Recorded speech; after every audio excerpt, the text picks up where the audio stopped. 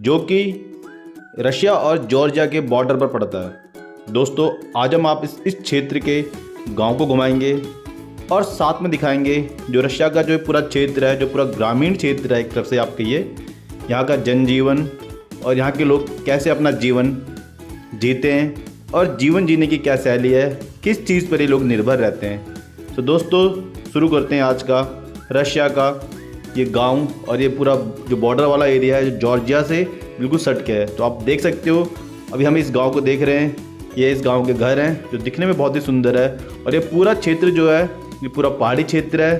तो आपको यहाँ पे चारों तरफ पहाड़ मिलेंगे और पहाड़ पे इन लोगों ने अपने घर बना रखे हैं और यहीं से अपना काम करते हैं। और अभी आप देख रहे हो हम आपको पूरा गांव घुमा रहे हैं जो देखने में बहुत ही सुंदर है, काफ़ी हरा भरा है जैसे कि आप देख सकते हो। क्योंकि जो रशिया के जो बॉर्डर वाले एरिया हैं यहाँ पे आबादी बहुत ही कम है और लेकिन इन गांव वालों के पास ज़मीन काफ़ी ज़्यादा है, क्योंकि रशिया बहुत ही बड़ा देश है और बॉर्डर पे आबादी बहुत ही कम होने के कारण इनके पास काफ़ी बड़े बड़े खेत हैं। और अधिकतर ये लोग अपने जो इनके पास जीने का जो पूरा एक साधन है ये पशुपालन के ऊपर ज़्यादा निर्भर रहते हैं। क्योंकि दोस्तों ये पूरा पहाड़ी क्षेत्र है तो यहाँ पे खेती बाड़ी कम है और ये यूँ कहिए कि थोड़ा सीमित है, इसलिए ये लोग पशुपालन पर ज़्यादा निर्भर है। और पशुपालन पे गाय पालन बहुत ज़्यादा करते हैं और गायों के साथ साथ भेड़ों को ये लोग बहुत ज़्यादा पालते हैं। तो सुबह का समय है अभी आप देख सकते हो और ये लोग अपनी गायों को चराने के लिए अपने खेतों में ले या फिर नज़दीक के जो भी जंगल है वहाँ पे ले जा रहे हैं। एक तरफ से ये यहाँ के जंगल ही हैं, लेकिन यहाँ के जंगल एक तरफ से बिल्कुल खेतों की तरह ही होते हैं, यहाँ पे ज़्यादा इतने घने नहीं होते। तो ये गायों के लिए हरे चारा का यहाँ पे आसानी से मिल जाता है जैसे कि आप देख सकते हो। और इन्हीं जो आसपास लोगों ने अपने पशु के लिए चारा इकट्ठा करने के लिए वो झोपड़ी टाइप के वो बना रखे हैं ताकि यहीं से वो घास काट सकें और इन्हीं खेतों में ये लोग जमा भी कर सकें। और जैसे ही वो सूख जाती है तो उनको ये उठा के अपने घरों में ले जाते हैं। तो अभी आप देख रहे हैं एक एक किसान के पास यहाँ पर 50 से 100 गाय होना बहुत ही आम बात है। और जो भी आप यहाँ पे देख सकते हो बहुत ही सुंदर और बहुत ही सुहाना सा दृश्य है। और ये लोग सुबह होते ही अपने पशुओं को सबसे पहले नज़दीक के खेतों में और आसपास के क्षेत्रों में ले जाते हैं ताकि यहाँ के जो पशुपालन है और इनकी गाय हैं आराम से अपना ये पौष्टिक आहार जो कि इनको यहाँ पे फूल पत्तियाँ हरी घास आसानी से मिल जाती है। तो जो रशियन के जो ये कंट्री साइड या फिर जो विलेज के जो गांव हैं इनका मुख्य व्यवसाय पशुपालन से ही आता है। पशु में ये लोग गायों को बहुत पालते हैं और भेड़ों को, इनसे इनको दूध की मात्रा मिलती है और दूध से ही लोग पनीर, चीज़, मक्खन आदि का व्यवसाय करते हैं। इसलिए ये लोग काफ़ी ज़्यादा निर्भर हैं पशुपालन पर। जैसे ही सुबह के टाइम ये अपने पशु को खोलते हैं, फिर दिन के आते आते ये लोग अपने पशु को अपने घरों में वापस ले आते हैं। और एक बार इनका ये काम ख़त्म हो जाता है तो ये अपने दूसरे कार्यों की तरफ बढ़ते हैं, जैसे कि किसी के खेतों में कुछ काम होगा, घरों के दूसरे कार्य होंगे उसकी तरफ। तो एक झलक दोस्तों देखते हैं कि जो रशियन के ये वाले गाँव हैं यहाँ पर दूसरे क्या क्या काम होते हैं। तो जैसे ही सुबह होगी उसके बाद ये लोग अपने खेतों में जो भी, जैसे मैंने आपसे बताया था कि ये लोग अपने ज़रूरत के अनुसार जितनी भी इनको घास चाहिए तो घास काटने का काम स्टार्ट होता है इनका। आप देख सकते हो यहाँ पे आराम से खेतों में इनको घास काटी जा रही है और घास काटने के बाद ये उसी घास को वहीं पे छोड़ देते हैं ताकि वो सूख जाए। अभी आप देख सकते हैं इनको घास, कटी हुई घास को सुखाया जा रहा है और ये पलट रहे हैं। और उसके बाद ये जिस तरह से इन्होंने झोपड़ी टाइप की बना रखी हैं इन घासों को उस पर बांध देते हैं और ये आराम से इनको बाद में यूज़ कर सकते हैं जब भी इनको ज़रूरत होती है।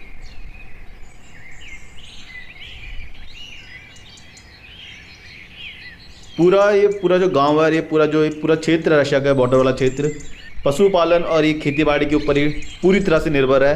जैसे कि आप भारत के गांव पे अगर आप देखेंगे तो वहाँ भी सेम यही चीज़ होती है, पशुपालन और खेती-बाड़ी के ऊपर ही निर्भर होते हैं। यहाँ पर अधिकतर जो है आप कहिए 80% पशुपालन के ऊपर है और बाकी खेती-बाड़ी या दूसरे कामों के ऊपर। एक बार जैसे ये घास वास ये काट लेते हैं तो ये रोज़ की दिनचर्या है, उस कटी हुई घास को ये लोग अपने घरों में वापस लाते हैं और इनके पास लाने के लिए घोड़ा गाड़ी और दूसरे साधन होते हैं जिनका ये उपयोग करते हैं। तो आप देख सकते हो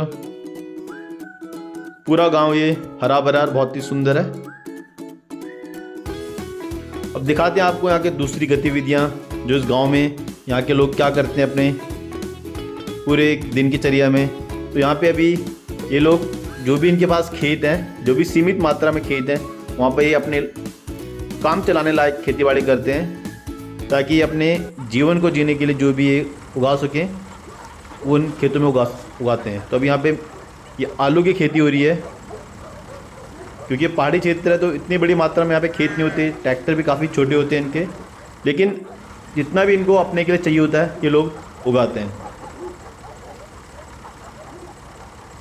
होते हैं जो कि पशुपालन से ही मिलते जुलते हैं, जैसे कि जितने भी इनके पशुओं से ये लोग चीज़ बनाते हैं, पनीर या मक्खन, उस चीज़ का व्यवसाय होता है। तो गांव के अधिकतर लोग यहाँ पर चीज़ का बहुत ही बड़ी मात्रा में ये लोग उत्पादन करते हैं और फिर उनको नज़दीकी के मार्केट में, जो इनके यहाँ पे फार्मर मार्केट होते हैं, वहाँ पर जाकर बेचा जाता है और उनसे इनको बहुत ही अच्छी आमदनी होती है। जैसे कि अभी आप देख सकते हो यहाँ पर भी चीज़ का उत्पादन हो रहा है और किस तरह से ये लोग दूध से जो चीज़ होती है, एक तरफ से पनीर की तरह ही होता है लेकिन हल्का सा डिफरेंट होता है, उसको यहाँ पे बनाया जा रहा है और बनाने के बाद इसको अच्छी तरह से प्रिपेयर किया जा रहा है और फिर इनको जो भी इनके ये जो डब्बे हैं, ढक्कन हैं, उनमें पैक करके फिर नज़दीकी मार्केट में ये लोग बेचते हैं।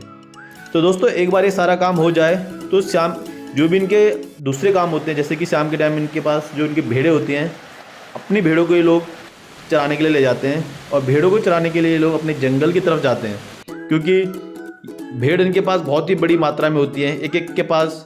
तो इनको ऊपर की तरफ ले जाते हैं जो इनके पहाड़ी क्षेत्र हैं। जैसे कि आप अभी देख सकते हो पूरे ये रशिया का और जॉर्ज, एक ऐसा देश जो आकार में दुनिया का सबसे बड़ा देश है, जहां सर्दियों में बर्फ की सफेद चादर बिछ जाती है। मॉस्को और सेंट पीटर्सबर्ग जैसे शहर जिस देश के इतिहास और भव्यता की मिसाल हैं, जहां यूरोप की सबसे लंबी नदी वोल्गा बहती है, प्याज के आकार के गुंबद वाले रंगीन चर्च जहां पर देखे जा सकते हैं, और बैले डांस, फिगर स्केटिंग जिस देश की खास पहचान है, वो देश है रूस। इस देश के बारे में ऐसा बहुत कुछ खास है जो आपको जरूर जानना चाहिए। इसलिए चलिए हमारे साथ रूस की यात्रा पर, इन्फिनिटी स्ट्रीम पर। रूस एक अंतर महाद्वीपीय देश है क्योंकि ये एशिया और यूरोप दो महाद्वीपों में आता है। इसका लगभग 77% भूभाग एशिया महाद्वीप में है, जो मुख्य रूप से साइबेरिया के नाम से जाना जाता है। वहीं इसका लगभग 23% हिस्सा जो घनी आबादी वाला और सांस्कृतिक रूप से महत्वपूर्ण हिस्सा है, वो यूरोप महाद्वीप में है। इसलिए कहा जाता है कि रूस में सूरज एक ही दिन में 2 महाद्वीपों पर उगता और ढलता है, यूराल पर्वत श्रृंखला और यूराल नदी। पारंपरिक रूप से एशिया और यूरोप के बीच की भौगोलिक सीमा मानी जाती है।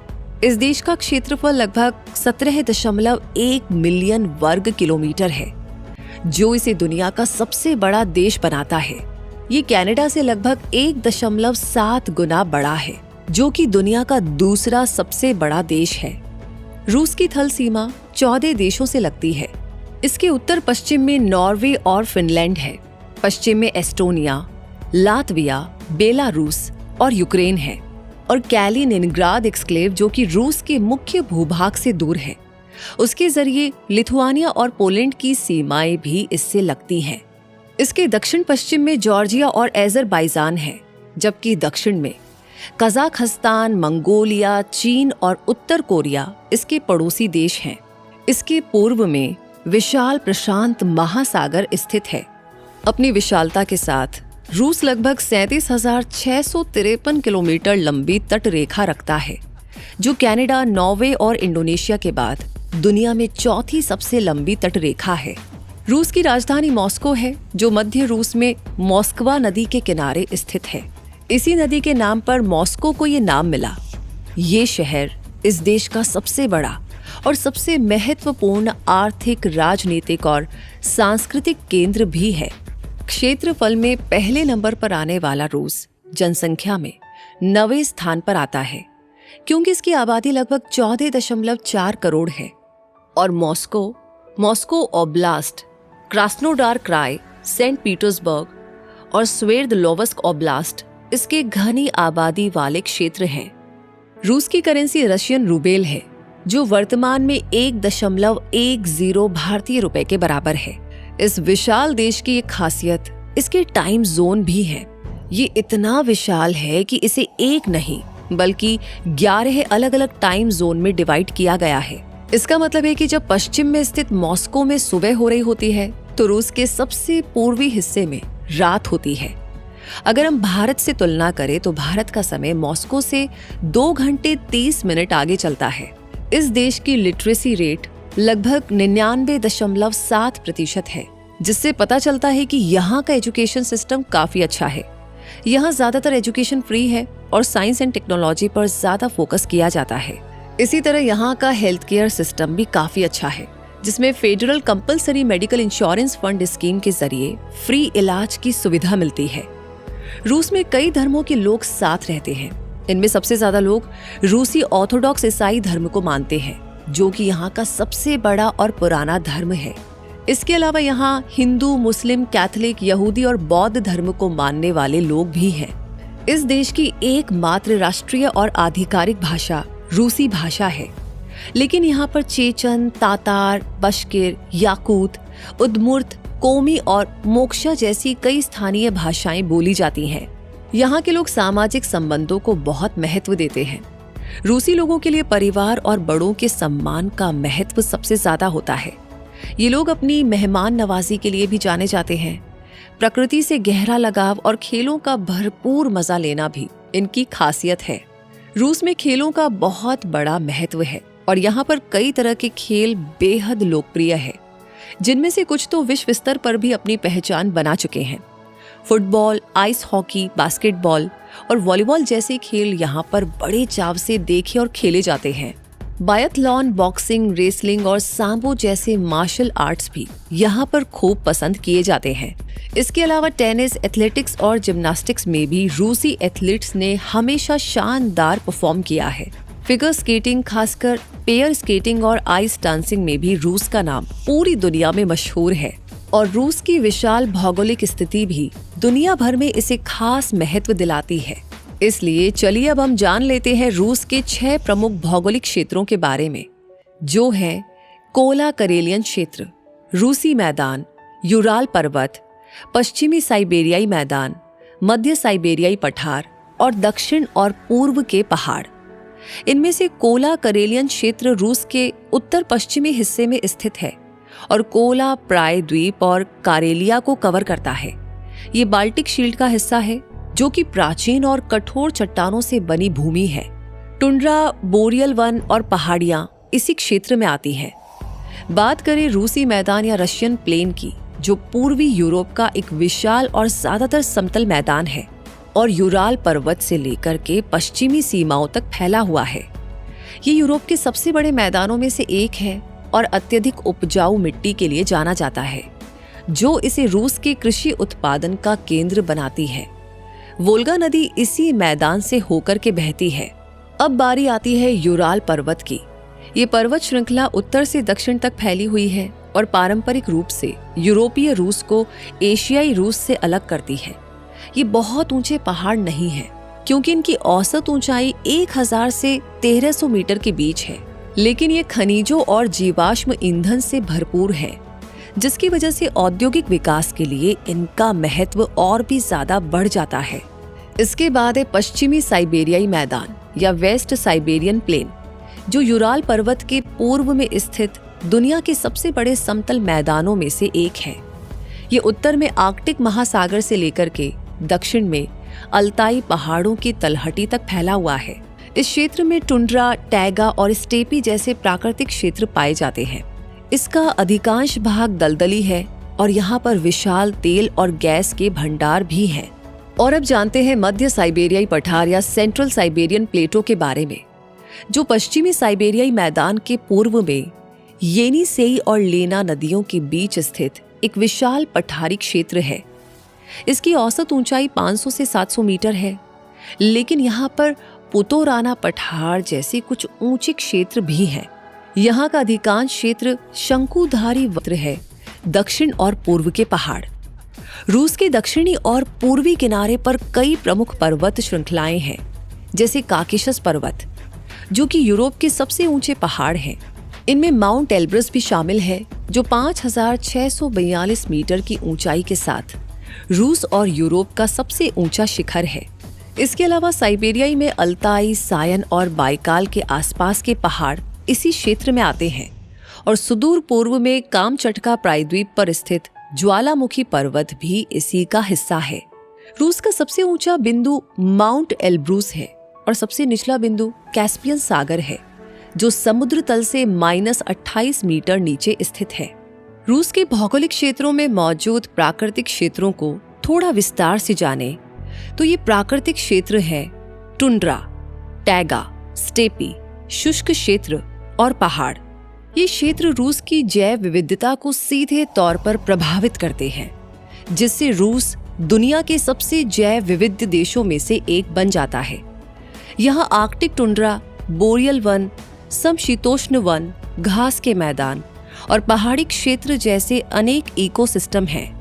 रूस के प्राकृतिक क्षेत्र टुंड्रा की अगर बात की जाए तो रूस के उत्तरी ध्रुवीय क्षेत्रों में पाई जाने वाली टुंड्रा में तापमान बहुत कम रहता है, इसलिए यहाँ पर पेड़ नहीं उग पाते। यहाँ स्थायी रूप से जमी मिट्टी, परमाफ्रॉस्ट और काई, लाइकेन और छोटी झाड़ियों जैसी वनस्पति पाई जाती हैं। ये रेंडियर और आर्कटिक लोमड़ी का घर है। यहाँ ध्रुवीय भालू भी पाए जाते हैं, खासकर तटवर्ती इलाकों में। वहीं टैगा या फॉरेस्ट जोन टुंड्रा के दक्षिण में स्थित रूस का सबसे बड़ा प्राकृतिक क्षेत्र है और दुनिया का सबसे बड़ा शंकुधारी वन भी है। यहाँ मुख्य रूप से चीड़, स्प्रूस और फर जैसे पेड़ पाए जाते हैं। ये विशाल जंगल दुनिया के बोरियल वन का एक बड़ा हिस्सा है, जो वैश्विक जैव विविधता में महत्वपूर्ण योगदान देता है। इस क्षेत्र में भूरे भालू, मूस, भेड़िए और साइबेरियाई बाघ आसानी से देखे जा सकते हैं। यहाँ लिंक्स और विभिन्न प्रकार के शिकारी पक्षी भी मिलते हैं। तीसरा प्राकृतिक क्षेत्र स्टेपी है, जो टैगा के दक्षिण में उपजाऊ मिट्टी वाले विशाल घास के मैदान है। ऐतिहासिक रूप से ये मैदान खानाबदोश जनजातियों का घर रहे हैं और अब बड़े पैमाने पर कृषि के लिए उपयोग किए जाते हैं। यहाँ पर कई तरह की घास, ट्यूलिप और पॉपीज उगते हैं और ये मैदान छोटे जानवरों जैसे ग्राउंड स्क्विरल और बजार्ड जैसे शिकारी पक्षियों का आवास है। साइगा एंटीलोप जैसे बड़े शाकाहारी भी कभी कभी यहाँ पर देखे जाते हैं। चौथा क्षेत्र है शुष्क क्षेत्र या एरिड जोन, जो मुख्य रूप से रूस के दक्षिणी भागों, विशेषकर कैस्पियन सागर के पास पाए जाते हैं। इसमें अर्ध रेगिस्तान और रेगिस्तानी इलाके शामिल हैं, जहाँ पर बहुत कम बारिश होती है।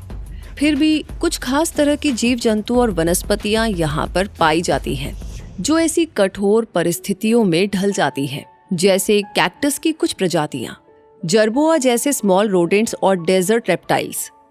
और पांचवा प्राकृतिक क्षेत्र पहाड़, विभिन्न पर्वत श्रृंखलाओं में पाए जाने वाले ऊंचाई वाले क्षेत्र हैं, जहाँ की वनस्पति और जलवायु ऊंचाई के अनुसार बदलती रहती है। इसमें अल्पाइन घास के मैदान और बर्फीली चोटियां शामिल है। काकेशस पर्वत, जो कि रूस के दक्षिण पश्चिम में है, अपनी खास जैव विविधता के लिए जाने जाते हैं।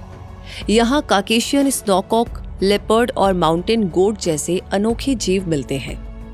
ऊंचाई पर देवदार और जुनिपर जैसे पेड़ और निचली ढलानों पर ओक और बीच के जंगल भी पाए जाते हैं। यहीं पर माउंट एल्ब्रूस है। तो इन 5 प्राकृतिक क्षेत्रों में प्रचुर जैव विविधता देखने को मिलती है और इन्हीं में मिलता है रूस का राष्ट्रीय फूल कैमोमाइल और सांस्कृतिक रूप से महत्वपूर्ण पेड़ बर्च। इसी तरह रूस का राष्ट्रीय पशु यूरेशियन ब्राउन बेयर है और इस देश का कोई आधिकारिक राष्ट्रीय पक्षी नहीं है, लेकिन डबल हेडेड ईगल को रूस के प्रतीक के तौर पर महत्व दिया जाता है। अपनी जैव विविधता को संरक्षित रखने के लिए रूस में बहुत से नेशनल पार्क हैं, जिनमें Prielbrusye national park, Losiny Ostrov national park, Vodlozersky national park, Pribaikalsky national park और ज़बेकालस्की नेशनल पार्क प्रमुख हैं। रूस के विशाल भूभागों को सींचने वाली और पारिस्थितिकी तंत्र को जीवन देने वाली रूस की नदियां भी बहुत महत्वपूर्ण है। रूस में नदियों और झीलों का एक विशाल नेटवर्क फैला हुआ है जो परिवहन, सिंचाई, पर्यटन और मछली पकड़ने जैसी आर्थिक गतिविधियों में भी अहम भूमिका निभाता है।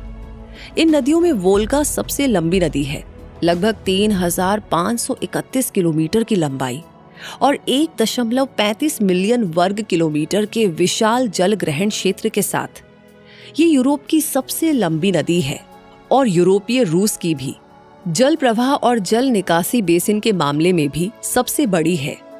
पूरी तरह से मध्य रूस के भीतर बहती हुई वोल्गा कैस्पियन सागर में गिरती है और रूस के 11 सबसे बड़े शहरों से होकर के गुजरती है। वोल्गा को अक्सर रूसी साहित्य और लोक कथाओं में वोल्गा मातुश्का यानी महान माँ वोल्गा के रूप में संदर्भित किया जाता है, जो इसके सांस्कृतिक और प्रतीकात्मक महत्व को दर्शाता है। ये रूसी मैदान के एक बड़े हिस्से को सिंचित करती है और परिवहन, कृषि और बिजली उत्पादन के लिए महत्वपूर्ण है। इस पर कई बड़े हाइड्रो इलेक्ट्रिक प्लांट हैं, जिनमें झिगुली हाइड्रो इलेक्ट्रिक स्टेशन और यूरोप के सबसे बड़े हाइड्रो इलेक्ट्रिक प्लांटों में से एक वोल्गा हाइड्रो इलेक्ट्रिक स्टेशन शामिल है। इसी तरह एक प्रमुख नदी लेना है, जो साइबेरिया की 3 महान नदियों लेना, ओब और येनिसेई में से एक है। इसकी ये विशेषता है कि इसका पूरा जल ग्रहण क्षेत्र पूरी तरह से रूसी क्षेत्रीय सीमाओं के भीतर स्थित है। ये नदी रूस के भीतर पूरी तरह से स्थित सबसे लंबी नदी है और इसकी लंबाई लगभग 4,294 किलोमीटर है। इसके जल ग्रहण क्षेत्र का लगभग 77% हिस्सा परमाफ्रॉस्ट यानी स्थायी रूप से जमी हुई मिट्टी से ढका हुआ है, जो साइबेरियाई परिदृश्य की एक विशेषता है।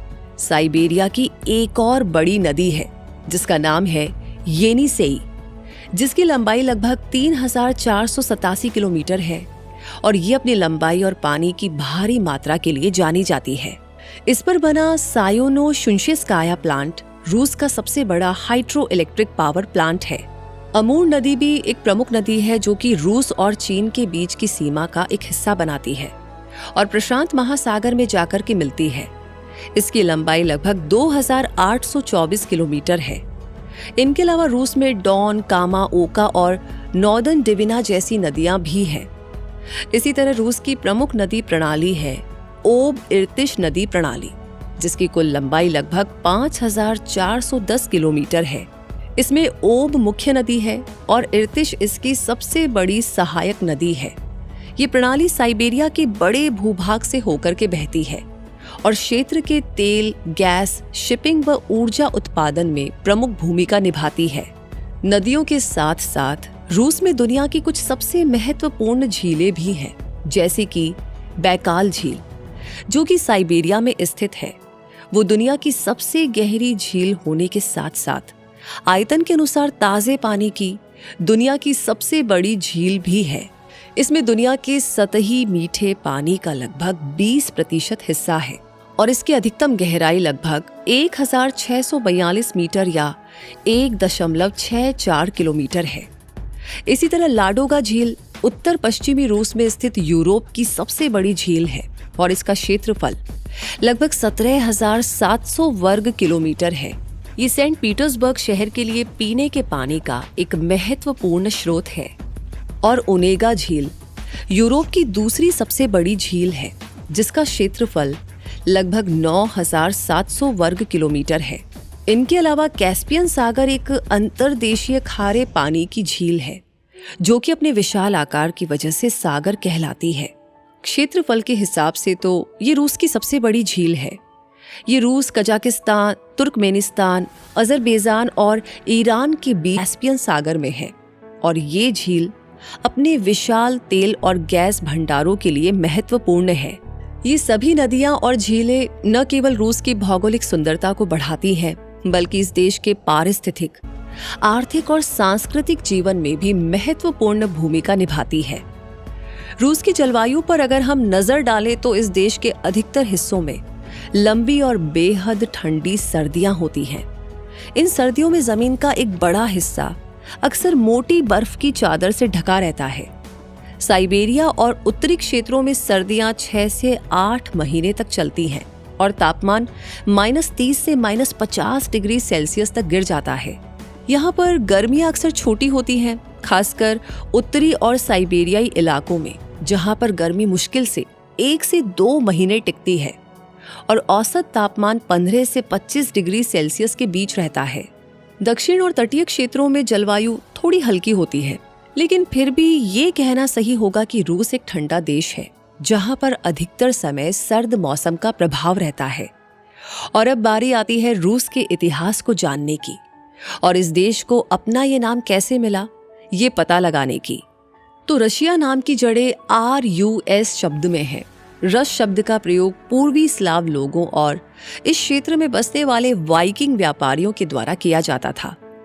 पूर्वी स्लाव वो लोग थे जो पूर्वी स्लावी भाषाएं बोलते थे और कीवियन रूस के प्रमुख निवासी थे। बाद में बिजान्टिन साम्राज्य और अन्य यूरोपीय स्रोतों ने भी इस नाम को अपनाया। समय के साथ ये शब्द विकसित होता गया और अंग्रेजी में रशिया के रूप में प्रसिद्ध हुआ। इस देश का इतिहास बहुत लंबा और जटिल है।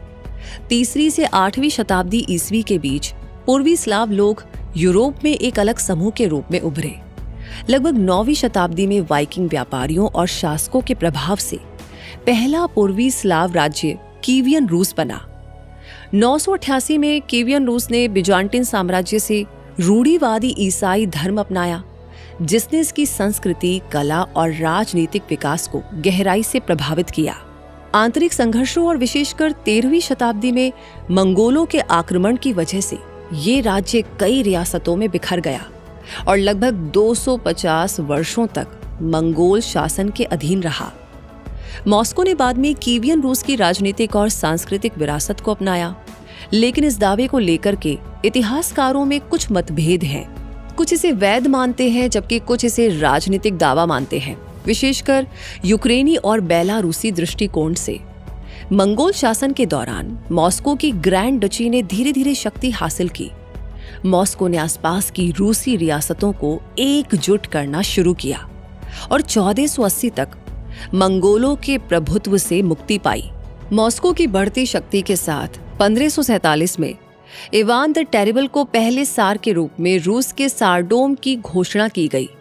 उनके शासनकाल में केंद्रीय सत्ता मजबूत हुई और रूस का विस्तार हुआ। 18वीं शताब्दी की शुरुआत में पीटर द ग्रेट के शासनकाल में रूस ने एक बड़ा परिवर्तन देखा। उन्होंने सेना और नौसेना का आधुनिकीकरण किया, पश्चिमी विचारों को अपनाया, शिक्षा को बढ़ावा दिया और सेंट पीटर्सबर्ग को एक यूरोपीय शैली की नई राजधानी बनाया। उनके प्रयासों ने रूस को एक प्रमुख यूरोपीय शक्ति के रूप में स्थापित किया। उनके बाद कैथरीन द ग्रेट ने रूस का और विस्तार किया, विशेष रूप से ब्लैक सी तक पहुंच बनाई और कला और शिक्षा को बढ़ावा दिया।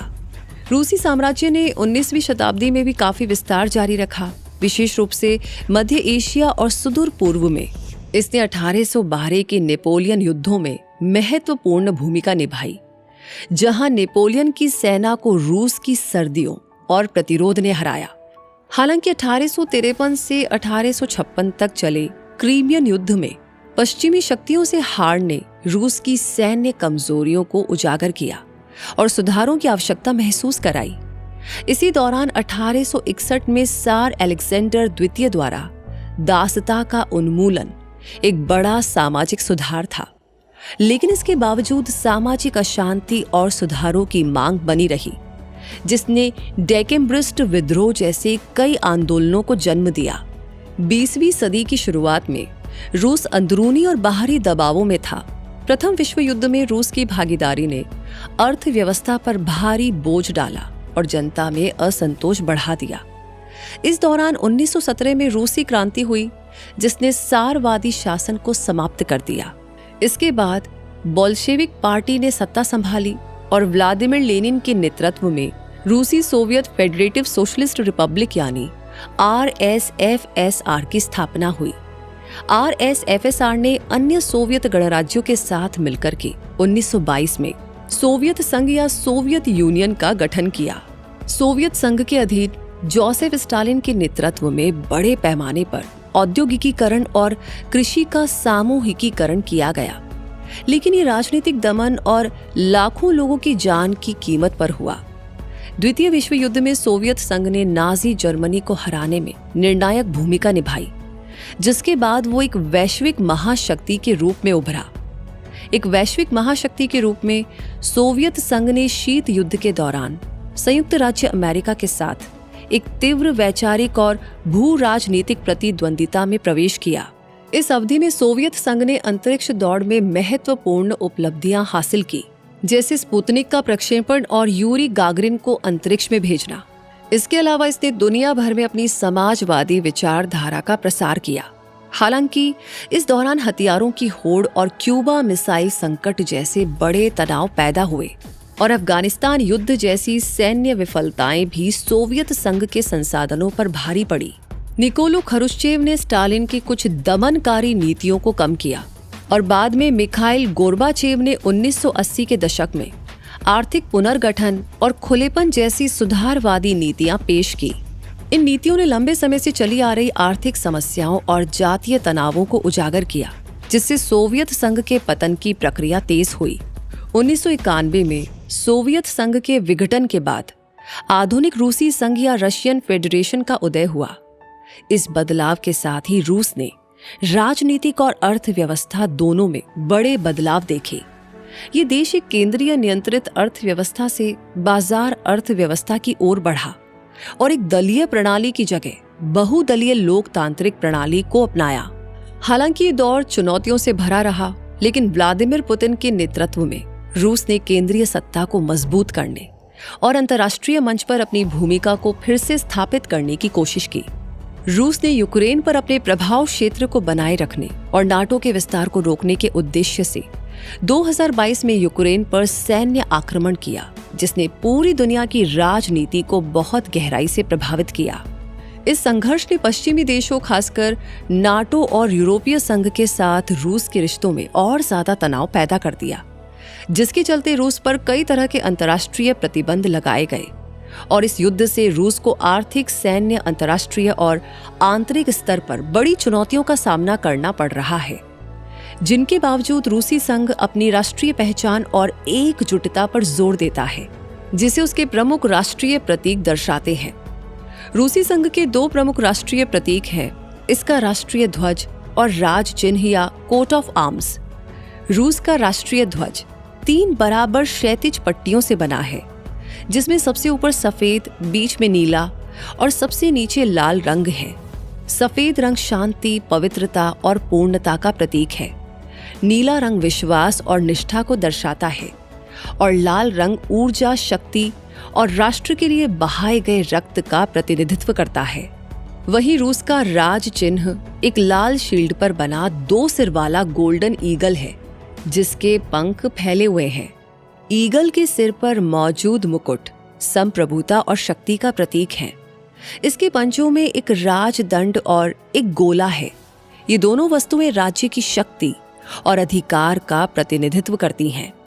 ईगल के सीने पर एक लाल रंग की छोटी शील्ड बनी है, जिस पर एक चांदी का घुड़सवार नीले रंग के लिबास में एक काले ड्रैगन को भाले से मारते हुए दिखाया गया है। ये दृश्य बुराई पर अच्छाई की जीत का प्रतीक है। ये प्रतीक रूस की ऐतिहासिक और सांस्कृतिक पहचान को दर्शाते हैं और अर्थव्यवस्था इस देश की आर्थिक मजबूती हो। रूस की अर्थव्यवस्था एक उभरती हुई और विकासशील मिश्रित बाजार प्रणाली है, जिसमें सरकार और निजी क्षेत्र दोनों की महत्वपूर्ण भूमिका है। इसे एक उच्च आय वाला देश माना जाता है और ये दुनिया की सबसे औद्योगिकीकृत अर्थव्यवस्थाओं में से एक है।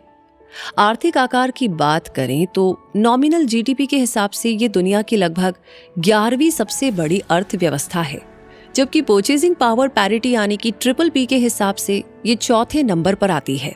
इसका मतलब है कि रूस में सामान और सेवाओं को खरीदने की स्थानीय क्षमता काफी मजबूत है। रूस की अर्थव्यवस्था की सबसे बड़ी ताकत इसका ऊर्जा क्षेत्र है। ये देश के पास दुनिया के सबसे बड़े प्राकृतिक गैस भंडार है और ये इसका सबसे बड़ा निर्यातक भी है। इसके अलावा रूस दूसरा सबसे बड़ा तेल उत्पादक और निर्यातक भी है और कोयला निर्यात में भी शीर्ष 3 देशों में आता है। ऊर्जा के अलावा रूस कृषि और सैन्य उद्योगों में भी एक महत्वपूर्ण वैश्विक प्रतिभागी है। ये दुनिया का सबसे बड़ा गेहूं निर्यातक है और एक बड़ा हथियार निर्यातक भी है। सैन्य ताकत के मामले में रूस को दुनिया की दूसरी सबसे शक्तिशाली सेना माना जाता है। लेकिन साल 2022 के बाद रूस यूक्रेन संघर्ष की वजह से रूस को विदेशी निवेश, टेक्नोलॉजी और व्यापार में नुकसान हुआ। रूबेल की कीमत में गिरावट आई, लेकिन रूस ने अपनी अर्थव्यवस्था को स्थिर बनाए रखने की पूरी कोशिश की और घरेलू उत्पादन, आत्मनिर्भरता और आंतरिक विकास पर विशेष जोर दिया। हालांकि हाईटेक सेक्टर जैसे माइक्रोचिप्स, मशीन टूल्स और इलेक्ट्रॉनिक्स में रूस अभी भी पश्चिमी तकनीक पर निर्भर है, जो इसकी आत्मनिर्भरता की दिशा में एक बड़ी चुनौती बनी हुई है। जहां तक इंफ्रास्ट्रक्चर की बात है तो रूस के मॉस्को और सेंट पीटर्सबर्ग जैसे बड़े शहरों में आधुनिक और अच्छा इंफ्रास्ट्रक्चर दिखाई देता है। वहीं साइबेरिया और सुदूर पूर्व के दूर दराज इलाकों में कठिन मौसम, विशाल दूरियों और कम निवेश के चलते कई चुनौतियां हैं।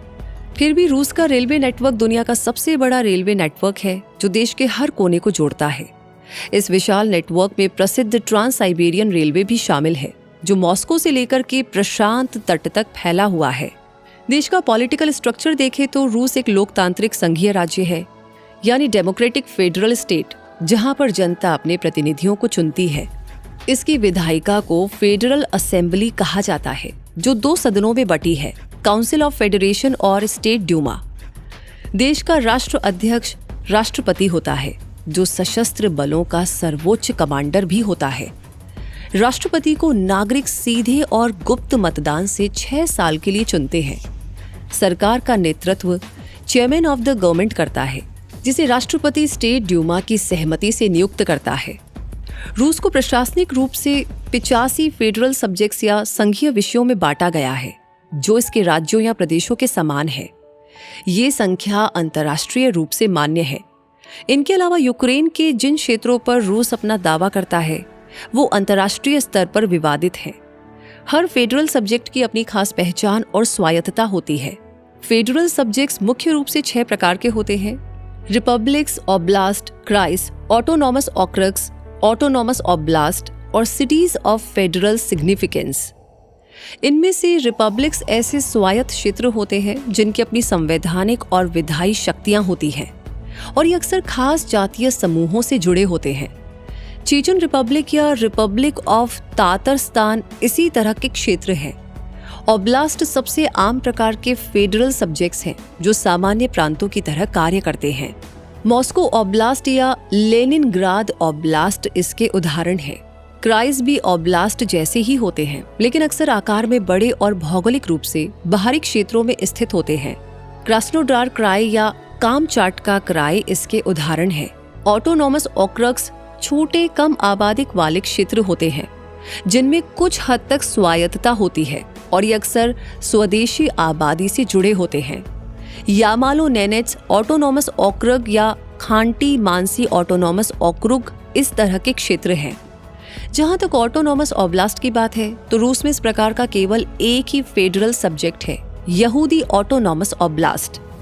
और सिटीज ऑफ फेडरल सिग्निफिकेंस ऐसे बड़े महानगरीय क्षेत्र हैं जिनकी स्वायत्तता ज्यादा होती है, जैसे मॉस्को और सेंट पीटर्सबर्ग। तो इन सभी सब्जेक्ट्स को आगे 8 फेडरल डिस्ट्रिक्ट्स या संघीय जिलों में ग्रुप किया गया है, जो कि प्रशासनिक सुविधा और केंद्र सरकार के समन्वय के लिए बनाए गए हैं। फेडरल डिस्ट्रिक्ट्स केंद्र सरकार के नियंत्रण और क्षेत्रीय प्रशासन के बीच एक कड़ी का काम करते हैं। इन डिस्ट्रिक्ट्स में central, north western, southern, north Caucasian, Volga, Ural, Siberian और फार ईस्टर्न फेडरल डिस्ट्रिक्ट शामिल हैं। और अब आगे जानते हैं रूस में मनाए जाने वाले शानदार त्योहारों के बारे में, जो कि इसकी समृद्ध संस्कृति और विरासत को दर्शाते हैं। यहाँ पर नए साल का जश्न, जो दिसंबर के अंत से जनवरी तक चलता है, वो रूस की सबसे बड़ी हॉलिडे होती है। इस दौरान मॉस्को के रेड स्क्वायर और सेंट पीटर्सबर्ग में नेवा नदी पर शानदार आतिशबाजी होती है। लोग 0 से भी कम तापमान में पार्कों और चौराहों पर इकट्ठा होकर आधी रात के बाद भी जश्न मनाते हैं। पूरा शहर रोशनी से जगमगा उठता है। रूढ़िवादी कैलेंडर की वजह से ऑर्थोडॉक्स क्रिसमस भी 7 जनवरी को मनाया जाता है, जिसमें चर्चों में आधी रात की प्रेयर खास होती है। लंबी रूसी सर्दियों के दौरान मध्य दिसंबर से मध्य जनवरी तक विंटर फेस्टिवल देश भर में पारंपरिक ट्रोइका की सवारी और बर्फ की शानदार मूर्तियों के साथ मनाया जाता है। वहीं फरवरी से मार्च की शुरुआत में मनाया जाने वाला मास्लेनित्सा या पैनकेक वीक सर्दियों के अंत और वसंत के आगमन का उत्सव है, जो किसी कार्निवल से कम नहीं। ये सूर्य का सम्मान करने और सर्दियों को अलविदा कहने का जश्न है, जिसमें पूरे रूस में परेड, लाइव म्यूजिक और डांस होता है। और इस मौके पर पैनकेक, जिन्हें ब्लिनी कहते हैं, उन्हें तरह तरह की टॉपिंग्स के साथ खाया जाता है। रूसी ऑर्थोडॉक्स ईस्टर अप्रैल में आता है और यह आध्यात्मिक रूप से बहुत महत्वपूर्ण होता है, जहां लोग चर्च सेवाओं में शामिल होते हैं और रंगील उबले अंडे और पारंपरिक मीठी रोटी यानी कुलिच का स्वाद लेते हैं। मई के अंत से जुलाई की शुरुआत तक Saint Petersburg White Nights festival चलता है। इसमें म्यूजिक, डांस, थिएटर, परफॉर्मेंस और एक कार्निवल जैसा माहौल होता है। ये फेस्टिवल सेंट पीटर्सबर्ग की सांस्कृतिक पहचान का एक अभिन्न अंग है, जो शहर की सुंदरता को और बढ़ा देता है। इसी तरह मॉस्को गोल्डन मास्क फेस्टिवल कला प्रेमियों के लिए बेहतरीन मौका होता है, क्योंकि इस फेस्टिवल में ड्रामा, ओपेरा, बैले और कठपुतली थिएटर सहित कई शानदार परफॉर्मेंस होती है। 9 मई को रूस में विजय दिवस मनाया जाता है, जो नाजी जर्मनी पर सोवियत संघ की जीत का जश्न होता है। इस दिन मॉस्को के रेड स्क्वायर पर विशाल सैन्य परेड होती है। ये सभी त्योहार रूस की समृद्ध संस्कृति और विरासत को करीब से जानने का मौका देते हैं, बिल्कुल जैसे यहाँ का खाना, जो कि न सिर्फ स्वादिष्ट होता है बल्कि उसमें इतिहास, मौसम और लोक संस्कृति की झलक भी मिलती है। रूस के खास व्यंजनों में बोस्ट एक चुकंदर से बना गाढ़ा सूप है, जिसे खट्टी क्रीम के साथ परोसा जाता है। पेलमेनी मीट से भरे छोटे छोटे डम्पलिंग्स होते हैं, जिन्हें उबालकर क्रीम या मक्खन के साथ खाया जाता है। पिरोस्की बेक्ड या फ्राइड बन होते हैं, जिनमें आलू, पत्ता गोभी या मीठी फीलिंग भरी जाती है, और ये स्ट्रीट फूड के तौर पर बहुत पसंद किए जाते हैं। ओलिवियर सलाद, जिसे रशियन सलाद भी कहते हैं, उबले हुए आलू, गाजर, अंडे और कभी कभी चिकन को मेयोनीज के साथ मिलाकर के बनाया जाता है। ब्लिनी पतले क्रैब जैसे पैनकेक होते हैं, जिन्हें अक्सर जैम, क्रीम या कैवियार के साथ खाया जाता है, और ये रूसी ब्रेकफास्ट का पसंदीदा हिस्सा है। काशा एक हेल्दी और पारंपरिक दलिया जैसा व्यंजन है, जो कुट्टू या बाजरा जैसे अनाजों से बनता है। सिरनी की पनीर से बने छोटे छोटे पैनकेक होते हैं, जिन्हें हल्का फ्राई करके क्रीम या जैम के साथ खाया जाता है। और रूस की सबसे फेमस अल्कोहलिक ड्रिंक वोडका है, जिसे बिना मिलावट के पिया जाता है। वहीं क्वास एक नॉन अल्कोहलिक ड्रिंक है, जो गर्मियों में बहुत रिफ्रेशिंग लगती है। और अब अगर रूस के स्वाद के बाद इस देश की ट्रेडिशनल ड्रेसेस के बारे में जाने, तो रूसी महिलाओं की ट्रेडिशनल ड्रेस है साराफान। ये एक लंबी बिना आस्तीन वाली ड्रेस होती है, जो अंदर पहनी जाने वाली शर्ट रुबाखा से ऊपर पहनी जाती है। त्योहारों या खास मौकों पर महिलाएं कोकोशनिक पहनती थी, जो एक सुंदर हेडड्रेस होता है। और पुरुषों की ट्रेडिशनल ड्रेस में सबसे खास है कोसोवोरोत्का, जो कि एक लंबी ढीली शर्ट होती है, जिसकी